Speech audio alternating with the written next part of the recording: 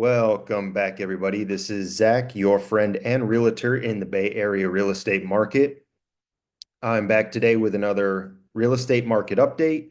On the screen, I have the inventory table, which is going to show all the active properties, all the pending properties across the various counties that make up the Bay Area. So on the left-hand side of the screen, you can see those various counties, and then going across the screen, you will see the different property types. So we have single-family home, condo, and townhouse. So without further ado, let's go ahead and jump into the data. This week, or this table rather, is going to show the trends that occurred over the past week. So today is March 17th. This is the most up-to-date data on the Bay Area inventory. Let's take a look and see what trends occurred over the past week. So if you look at the bottom half of the screen down here, any number that is in red is a market that has heat up over the past week. Any number that is blue is a market that has cooled off over the past week. Last but not least, if you see a green number like we have for Contra Costa County, condos and townhouses, the green number indicates no change in active to pending ratio. So you will see there is a change in the number of active properties on market. 459 condos and townhouses were active last week. This week we've got 468. Last week there were 207 pending. This week there's 212 pending. But nevertheless, the active to pending ratio stayed the same, 2.2. So let's take a look at our most competitive market in the Bay Area. That is going to be and continues to be the Santa Clara County single family home market, 1.4 active to pending ratio. Another way that we can look at this, and another way that maybe you've heard other places, is this can also be seen as 1.4, we'll call it 1.5 for all intents and purposes, 1.5 months of inventory. So what that means is in Santa Clara County, if nobody from this point on listed their single family home for sale, we would run out of inventory after 1.5 months. So these 842 single family homes in Santa Clara County, they would sell through. They would all sell out in 1.5 months. That's how high the demand is. That's how low the supply is and how high the demand is for Santa Clara County single family homes. Hence why, if you're in the market for a single family home in Santa Clara County, that's why you've probably seen low days on market. So if you see a single family home come to market in Santa Clara County, from the moment that you see it on Redfin or Zillow, within a week, within 10 days, it's gone pending. So that doesn't mean it's sold, but that means that the sellers have accepted an offer from a buyer and they're in contract. 9 out of 10 times within 30 days, that home will be sold. But besides low days on market, another thing that you'll see in a very competitive market is you're going to see lots of open house traffic.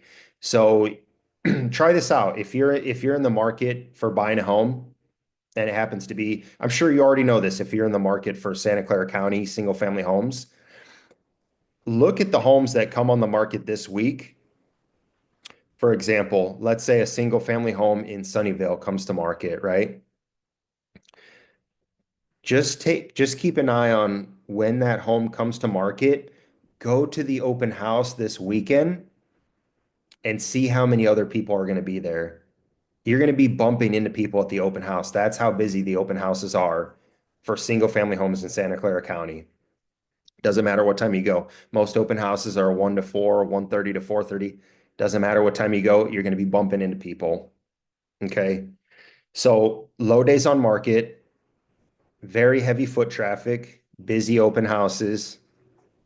Another thing that can be expected is this is kind of more industry talk, but high disclosure downloads. So if you've been searching for a home for a while, you know what disclosures are, you know what reports are. Just for example, home inspection or property inspection, roof inspection, termite inspection. There's other disclosures that the sellers have to fill out, seller's property questionnaire. Basically, this is a form that the sellers fill out. They have to do this in good faith and answered honestly, but there's going to be questions about, what are the known defects of this house, um, material defects. And that's a whole different topic I can get into another time. But what I'm trying to say is all those reports and disclosures, you're going to have dozens and dozens of buyers downloading those to take a deeper dive and look at the home from an angle which you cannot see just by going to the open house, right? You can go to the open house, you can see the house and what kind of condition it's in, but most of us are not, property inspectors. We need to read these inspections as well to get a better idea of what shape this house is in and also what kind of history this house has. And also maybe just get a general idea or, a vibe of that neighborhood in general, what goes on in that area. So low days on market, heavy foot traffic at the open houses, high disclosure downloads, and I'm talking like 20, 30, 40, 50 disclosure downloads. Those are all different, buyers getting that information, researching those properties more in depth. And then what that's going to lead to is when the offer date comes, which is usually within a week, guys. I mean, a lot of these houses, by the time they go on market to the time that they are having last call for offers and offer due date, 5, 6, 7 days tops, right? High number of offers, multiple offers, no question, no doubt about it. And it can be depending on what area it's in. I mean, if we're talking, Silicon Valley, Sunnyvale, Cupertino, Santa Clara, right? 10, 20, 30 offers, depending on what type of property it is, right? Where it's located, if it's priced right, if it's in a good location, if the condition is good. If it has all these things, lots of offers, guys. So Santa Clara County single family homes, that market is not for the faint of heart. You're going to be going up big competition. You're going to be going up against a lot of other offers, very competitive offers. Guys, at the end of the day, if you want to win a house in Santa Clara County, first of all, you've got to know the market value of the house that you're looking at. Forget about the list price. The list price isn't real, right? If you're looking at a house listed at $1.5 million, you're not looking at a $1.5 million house. You're looking at a $2 million house, right? That's just a rough example, but you need to know, and you always were looking at a $2 million house. Just because the list price was 1.5 doesn't make it a $1.5 million house. You have to know the market value of the house before you make an offer on it. Don't make your offer based on the list price. The list price doesn't matter. It's not real. And how do we know the market value of a house? You want to look at other houses that have sold recently nearby. So ideally, as close as possible, within a quarter mile, within half a mile, ideally the same school district, right? That'd be best.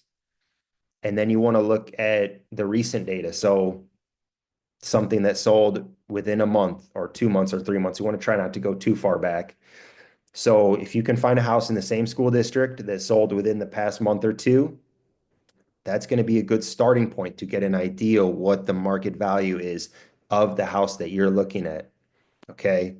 But that doesn't mean that if the house down the road sold for 2 million, that if you offer 2 million, you're going to win. No, we're in the spring market. The spring market is going up week after week, literally. If you don't believe me, just look at the sale prices. It's going up week after week. Okay, so you take that house that sold a month ago for 2 million, and then you formulate your offer based on that. It could be 2.1 or more, guys. This market is super competitive. If you're gonna win a house in Santa Clara County, a single family house in the spring market, you're going to feel like you're overpaying. But if the housing market does what it's done historically, by the end of the year, you will probably have gained all that equity back. You'll feel like you're overpaying today, but by the end of the year, you would end up paying 2.2, 2.3 for the same house, right? So you'll feel like you're overpaying today.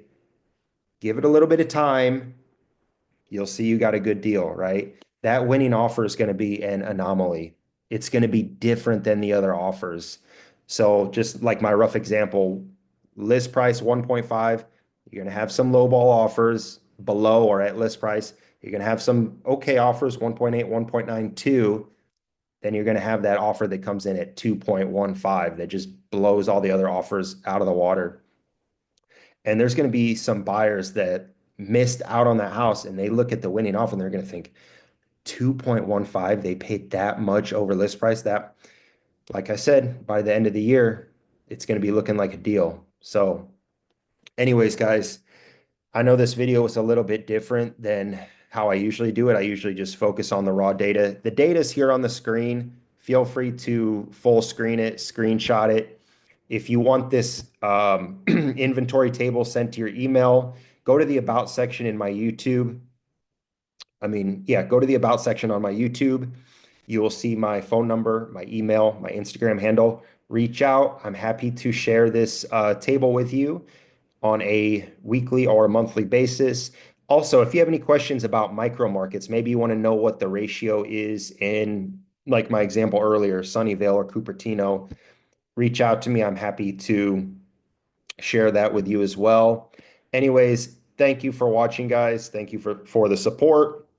If you enjoyed the video, please give me a thumbs up. Share the video with somebody you know that is looking to buy or sell in the Bay Area real estate market. And until next time, thanks, guys. Have a great day. Take care.